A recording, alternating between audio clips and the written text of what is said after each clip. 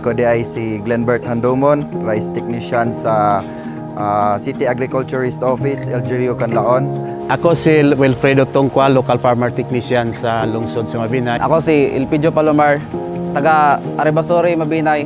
I'm Mr. Rosmar Cardorna, Agricultural Technologist, Rice Coordinator in Local Government Units of Mabinay. Ako si Victoria de Monteverde, o palayaw na Vicky. Isa po ka-farmer leader from Hula, Canlaon City, Negros Oriental.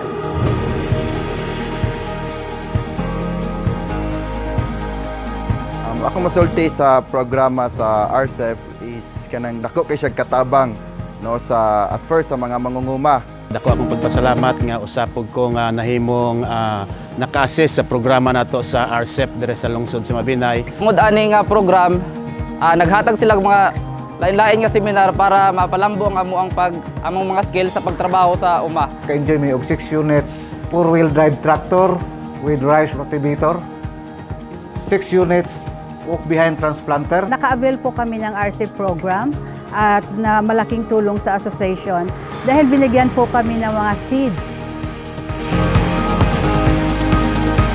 RCEP is a very great project no na naihatag sa gobyerno, most especially din hijod sa mong lugar sa Canlaon. Yun po ay napakalaking tulong sa aming mga farmers.